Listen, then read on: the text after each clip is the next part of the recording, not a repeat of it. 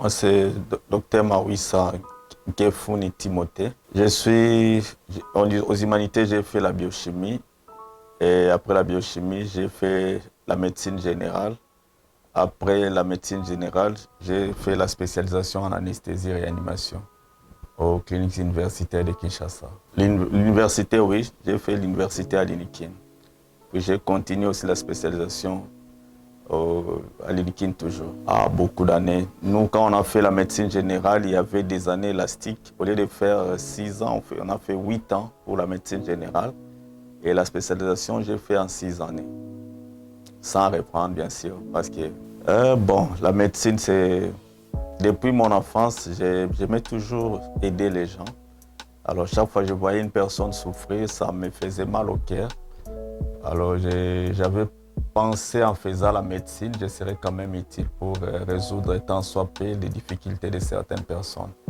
C'est pour cela que ça m'a orienté à faire la médecine et c'est ce qui a réussi aussi. Là, maintenant, on arrive à aider beaucoup de personnes dans des situations très différentes, très difficiles aussi. Parce qu'avec la médecine, nous sommes en contact avec les grandes autorités du pays et les personnes les plus démunies. Donc, nous pouvons soigner tout le monde, tous les humains en fait. Nous pouvons leur venir en aide. J'ai choisi l'anesthésie, c'est parce que quand on faisait la médecine générale, lorsque ça devenait très difficile, il y avait un département que les médecins stagiaires ne passaient pas, c'était le département d'anesthésie et réanimation. Mais c'est là qu'on partait chaque fois appeler certains médecins qui venaient résoudre des problèmes à la dernière minute quand tout le monde n'arrivait pas. Quand c'était difficile pour les internistes, les gynécologues, les pédiatres, les chirurgiens, quand ça s'est compliqué, on appelait des réanimateurs. Et c'est pour cela que j'avais vu que c'était utile de faire ce qui est difficile. Et c'était avec raison. Les anesthésistes, c'est cette discipline qui est au centre de toutes les médecines parce qu'ils sont obligés à travailler avec les pédiatres, avec les gynécologues, avec les chirurgiens, avec les internistes. Ils sont sollicités partout. Donc, ils sont très utiles pour amener leurs expertises chaque fois qu'il y a des difficultés chez les autres. Surtout à notre qualité de réanimateurs, nous devons travailler avec tout le monde. Et quand c'est trop difficile, c'est à nous qu'on fait recours. Oui, les réanimateurs s'occupent des défaillances des organes. Alors dès qu'il y a défaillance des organes, on peut voir des cas de défaillance cérébrale. Quand il y a déjà la perte des points de Glasgow, la personne commence à fléchir dans sa conscience. La personne n'est plus consciente, alors on a besoin de réanimateurs pour s'en occuper. Des défaillances cardio-circulatoires en cas de choc cardiogénique. Par exemple, un malade qui commence à faire des hypotensions réfractaires au remplissage, c'est les réanimateurs qui doivent intervenir. Des défaillances respiratoires, un malade qui ne sait pas respirer de lui-même, c'est au réanimateur qu'on doit recourir.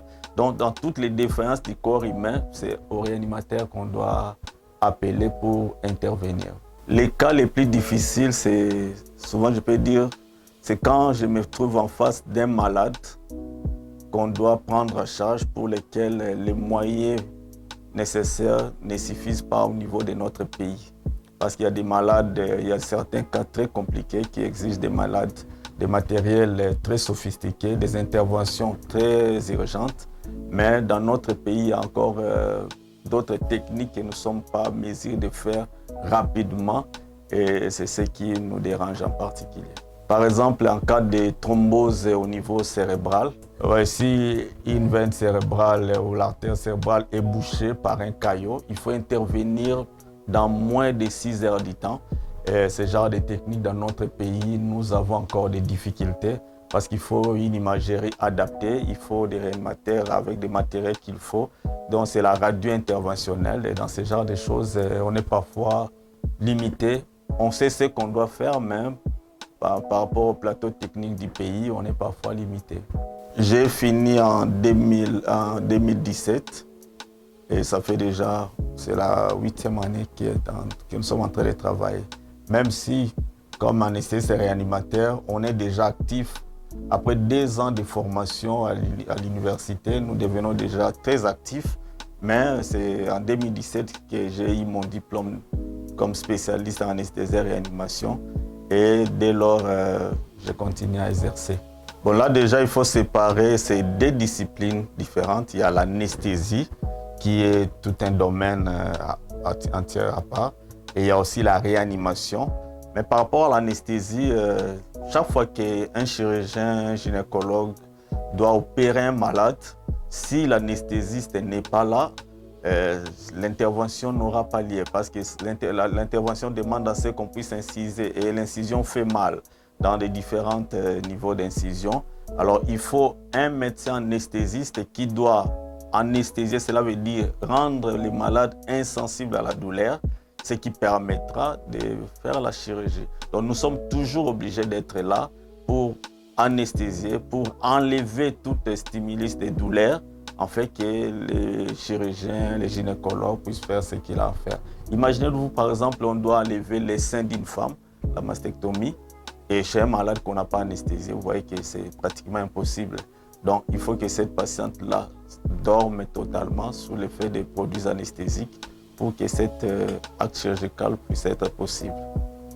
Ça, c'est du point de vue anesthésie. Et la réanimation, c'est encore un domaine très vaste où nous ne sommes pas toujours accompagnés des chirurgiens. Là, nous sommes seuls avec des malades, des grands malades pour lesquels nous nous battons pour les ramener dans des conditions normales de la vie. La réanimation, c'est cette grande discipline que je peux même appeler la mère de la science qui demande de secourir un malade qui a une défaillance d'un organe. Quand je parle des organes, on voit les systèmes nerveux, on voit les systèmes cardio-circulatoires, on voit les systèmes respiratoires, on voit toutes ces parties du corps qui exercent une fonction bien donnée. S'il y a une défaillance, cela veut dire si ça ne fonctionne plus correctement, alors il faut intervenir pour ramener ça dans la physiologie normale, pour que la personne puisse continuer à vivre. Parce qu'en général, lorsque nous respirons, parfois nous ne nous rendons même pas compte que nous respirons. Tu marches, tu parles, c'est tout à fait normal. Mais si vous avez des maladies pulmonaires, par exemple, ça commence à nécessiter qu'on vous donne des suppléments d'oxygène avec une lunette nasale, par exemple. Et plus la maladie est grave, parfois vous pouvez même plus l'épée d'oxygène qu'on donne avec une lunette nasale, ça ne suffit plus. Il faut alors des ventilations non invasives. On doit utiliser des appareils, des CPAP pour vous donner un peu plus d'oxygène. Et si ça ne réussit pas, il faut utiliser des respirateurs.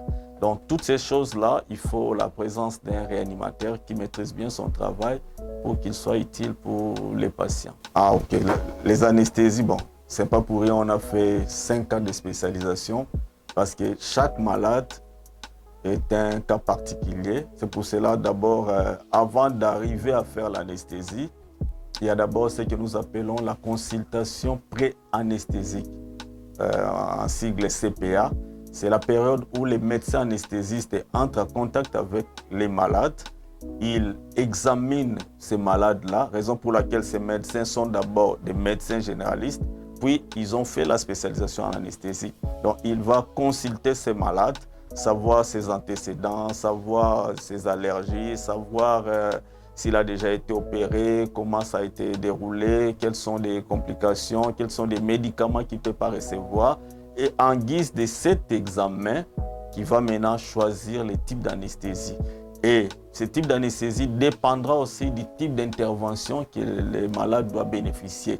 Par exemple, un malade qu'on doit enlever quelque chose au niveau du pied, si c'est un abcès, on peut faire une anesthésie locale. Donc, il n'y aura pas injecté dans les veines. On met la lidocaïne ou une anesthésie locale sur place, sur l'endroit qu'on va inciser, et c'est déjà une anesthésie. Mais si on doit par exemple amputer un membre, on peut faire une anesthésie loco-régionale. Cela veut dire qu'on va anesthésier une partie du corps. On peut faire une rachie, on peut faire une péridurale. Cela va permettre qu'on puisse faire opérer cette partie du corps sans que les malades puissent avoir mal.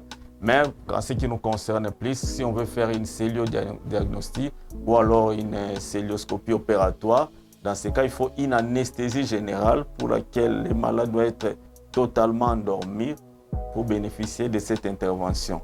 Donc, on tient compte du patient, de ses antécédents, du type d'intervention qu'on va faire, et c'est grâce à tous ces éléments qu'on va choisir une sorte d'anesthésie bien adaptée par rapport au malade.